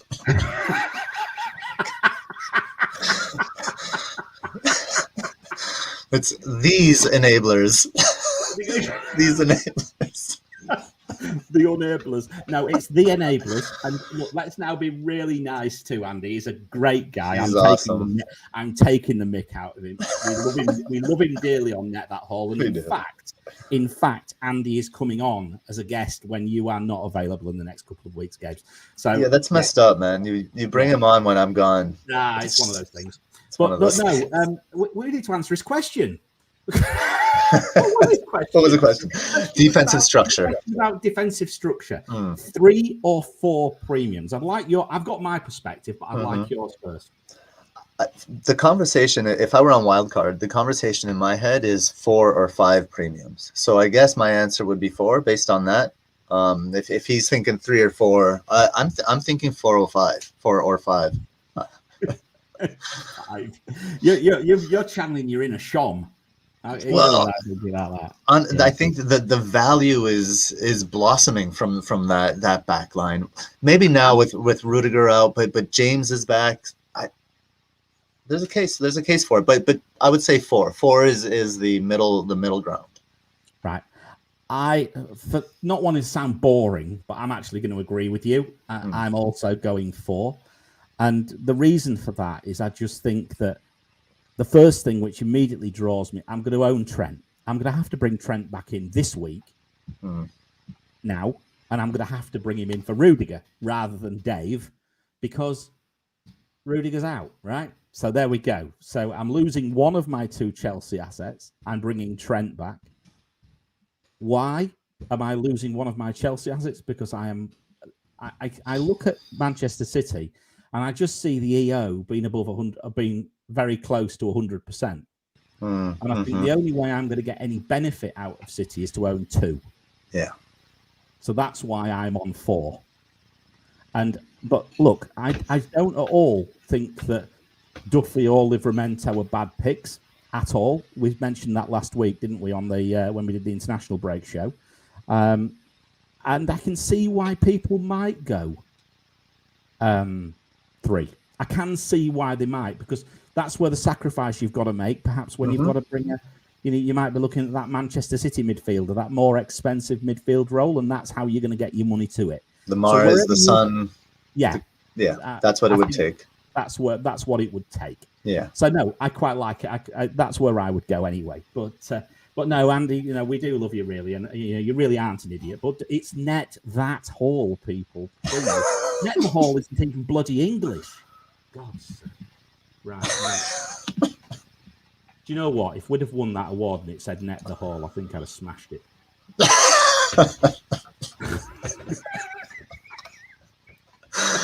Just for the viewers and listeners here, Mariner has been ranting for 2 days. This is so mild. Well, especially when even Nima said it on the show the other week. I nearly threw the phone across the room. I was watching it. Anyway, right, we've got another friend of the show now. Although because he's in Singapore, he's had to keep his mask on. Guess who? It's John Dykes. Hey guys, it's John Dykes here. Not sure if you can see this friend of mine over my shoulder, but I've got a question for you on her behalf. When it comes to after international breaks, is there a red light for players who might have been flying before the break, but then went away and, had a lot of football to play? Or is it a green light still? And what I mean by that is, from my point of view, I've always found that international breaks mess up momentum. And there have been certain clubs that have got a nice little rhythm going, but they can often get interrupted. So what's the safety first approach, I suppose I'd have to say, in terms of how we play this particular game? Well, there we go. So John, a friend of the show, had been on Fox Sports Asia for a number of years. In fact, they've just his show's just finished now, I'm afraid, because of Disney pulling the plug on Fox in this area, which is a real shame. But John's a great guy and very, very well known in the Asia Disney ruining dreams everywhere. Disney, yeah, absolutely. Disney. Anyway, what do you think to John's question? I think it's an interesting one. International breaks, they can really, I think it's definitely possible they can derail you. It's an interesting question. I wonder, was that a threat with a hint at the Squid Game girl behind him? It's like, you can, on behalf of this girl, it's like, I'm a little scared. It's like, I'm not quite sure whether that's the woman who's like, whether that's, if it's Squid Game, or is it just someone who's saying, come and get your PCR test here. I think it's that doll from the Squid Game that it's just freaky as shit. No, it's a really interesting question. I think my thought would be that it's teams that play more of a systemic game and that rely less on individual performances for their production are safer, because they go back and then they plug right into the system, and the system there can be form and you can be out of form, but the system is really what's responsible for the success. Whereas teams where they have players with, for example, I don't know, I can't think of an example right now, but for Leeds are so reliant on Rafinha. They are a systemic team. They do play a system, but with all their injuries and being so reliant on Rafinha, and he's getting back super late, they could be affected, for example. So I would look at that. I would add that there's a geographic factor in it as well. I mean, players who are going long distances, particularly, they can't come. And no one can come back to the same level. Everybody's tired after they've travelled. I don't care if you're flying a private jet; you're still knackered. I think the other thing I would say, and it was quite telling, was it Ben Foster who actually said these. What did he say? Something around, don't try and tell me it's these international breaks are good for you. You know, everyone comes back on the Thursday and they're all knackered. And Ben Foster's 38. So it's like they all look like me. And they're all knackered. So, yeah. So I think, I personally, look, I worry about international breaks, but I worry about it from a perspective of more of injuries than I do of things like that. You know, Rafinha goes nowhere in my team. I don't care what happens this week with him. But would you bring him in this week? No. Right. And I think, yeah. So they're, not this week. Agreed. But you wouldn't get rid, but equally you wouldn't get rid of him. Correct. So I think the answer would be a yellow light, even though John didn't give us the option. Now you know what's going to happen since we chose an option that he didn't give us. That girl in the background is going to kill us all. I am going to invite John onto the show sooner or later, so hopefully he'll be able to answer a few questions himself. Perhaps more about football in general than FPL. But, sure. Make sure I'm on, please. I will do. Guys, have we got any other questions in the chat? Just let's have a quick look, see what else is going on. We have quite a few. We've got 5 minutes and then we're leaving because 1 hour 45 was what I was aiming for tonight. So we've got a little bit of time just to answer a couple of very quick questions. Just yes, no, or pretty basic sort of stuff. What have we got? Don't put that on there. Get it off. Wrong one. Sorry. Salah versus De Bruyne.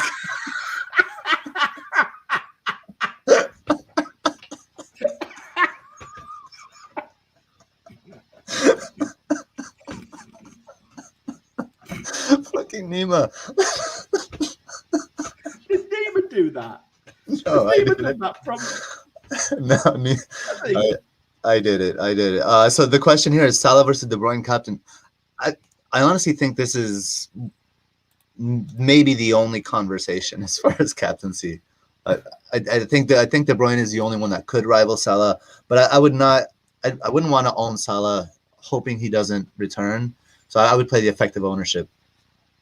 Yeah, I agree with you. And anyway, this question was from Sujit Bana, by the way. That's all right. We're getting Nima back now. Look, there he is. Let's get him back. Oh wow. Okay, what else have we got? Have any other questions? The trouble is that they disappear after a while. They don't be on here. There's one from Donnie FPL. Anyone think Tinkerman can do a shut up shop on pool tomorrow? New manager bounce, players not in full flow after an international break, pool missing Fabinho. It's going to spoil my weekend if they do. I can't see it. I can't see it. I can see it. No, I can't. Ben Foster said it himself. They've come back. They're all knackered. It's true. They actually, Watford had, and this shocked me, I think 10 players go out on international break. I don't know what countries these players got nationalized from, but I was shocked to learn. I don't know who they play for either. We've got a question here from FPL Dallas. I have Rafinha and Rudiger as doubts this weekend. Should I do Traore to Mr. Mbumo? Yeah. For a -4, or just hope that Traore starts since Trinco has COVID? Oh my God. Traore to Mr. M for me. That'd be the end of it. You've got to get rid of him. No, I Do disagree. it this week. No, I wouldn't do it this week. You have to do Rudiger. You have to do Rudiger to a City defender. If you could. Yeah, you should have the money, shouldn't you? Yeah, if not, do Rudiger to James. Is he going to start? I don't know, but he's back. He's been training, and Rudiger out. They may need Azpilicueta in the back three, so it'll be between James and Chalobah, I guess, on the right side. Yeah. Okay. So I think you're probably right. So I think I'm selling Rudiger. I'm going to have to because I was originally going to sell Azpilicueta, but I'm not now. So it's going to be Rudiger who makes. What do we think of Reece James, guys? I really like him. I'm just worried he's not going to start. That's my own. I think I might wait a week. I think it's prudent to wait a week. The exciting thing about Reece James is for Lukaku owners. I think adds creativity. Let's hope so. By God, does he need it? Because he's just like a bloody. He's just nobody wants to give him the ball, do they? Poor devil. Ronaldo and Shaw to Lukaku and Cancelo for a hit. Is it worth it? If I can't get Cancelo without getting funds from elsewhere, and I think the hit will repay itself in the next few weeks. Would it repay itself this week? First question, Gabe. It could, but Ronaldo is in a good spot this week. Susha Kumar is asking this question. When this game week started, I was taking a -8. I was selling Ronaldo. I was doing all sorts of things, and this is why you do nothing for a while. And I came to the conclusion for myself that selling Ronaldo for a hit is a mistake this week. I would wait till next week to sell him. I understand you want Cancelo. I don't know. Go Chelsea or save and then do this next game week. If you miss one game week, it's not the end of the world. Yeah, that's true. That's true. And the other thing, and I mean, I know it's Cancelo, but do we really need to take a hit for a defender? I don't generally like to take hits for defenders. That's just the way I play. I do it occasionally, but I'll do it when there's an injury rather than I'd do it more for an injury rather than I would just to try and just look for a bit of upside. It'd be just your luck that Shaw goes and gets something. Be just your luck. Shaw lands one on Cristiano's head, and there your hit is. And there you're completely. Then your head's gone. Then your head. Rosty, quick question here: Kilman and Ayling or Ayling to Walker or Laporte. I don't know if that's and or Greenwood to Mahrez. Wildcarding in game week 9. Okay, so you're in punt territory. I'd go Greenwood Mahrez. If you're in the punt territory, that's your punt for me. I think that's quite nice. I think I wonder if he would have to start Kilman Ayling. I don't know. That would be my first question. I think that I would go for Walker. I don't think Zinchenko's healthy just yet, is he? Okay. If Zinchenko's healthy, then go for Mahrez. Otherwise, I'd do the safe one. Go for Walker. Greenwood again is a good matchup. I do quite like the Greenwood to Mahrez punt. I quite like that. I think Greenwood. You could argue that Greenwood's not showing what he was showing early part of the season. That's true. And so I think I quite like that one. You could argue he's in a good matchup, though. Yeah. True. Okay. Gold FPL. Here we go. Should I take a hit to ship me and Bruno to Mahrez or Son? TAA. Me and Bruno. There's a bit of upside there, I think, isn't there? A lot of upside. Yeah. That's an interesting one. There's a bit of upside there, maybe. You need Trent, man. I would do it. You do. I don't know. Again, you know me. I don't like hits, but I think maybe. But Trent's not a defender. True enough. Right. We'll say one more. Oh God. From Dominic. Does Chilwell play this week? I have absolutely no idea. What does the community think? We've got some people in there, 46 people. Yes or no? Chilwell, does he play? Yes or no? Haulers, go on, fire, go. See what they say just whilst we finish off here, and we'll give the answer. Guys, I think that's it. I think we better get out of here. I think we want to give people a chance to try and catch up on this. We're only out for 24 hours before the deadline, so I think we'll knock it on the head now. But yeah, apart from saying, the fact that, we obviously, if you've not hit the like or subscribe button, we would really love you to do that right now. Leave us a comment. You've got questions and things regarding the game week, leave them in the comments for this video.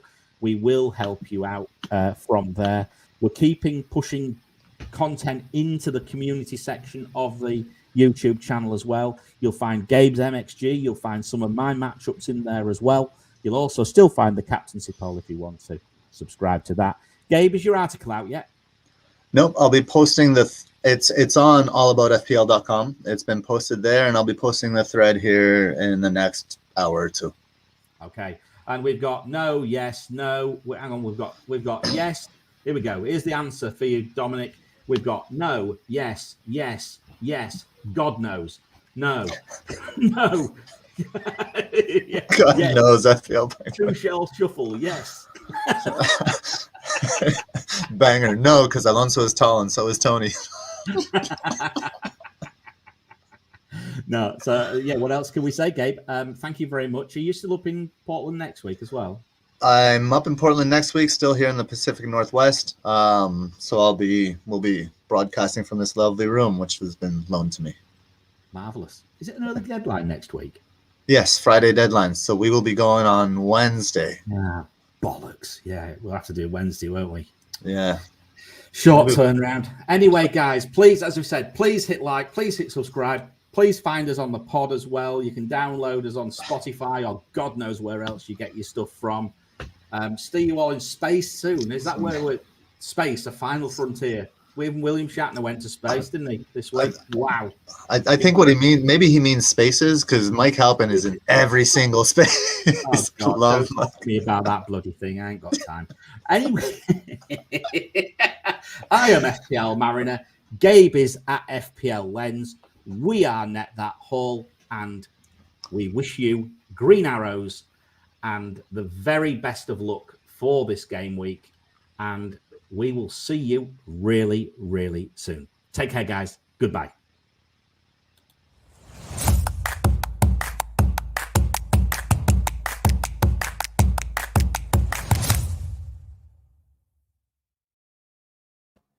Look at the state of that photograph. I'm not off yet. Look at the state of that photograph.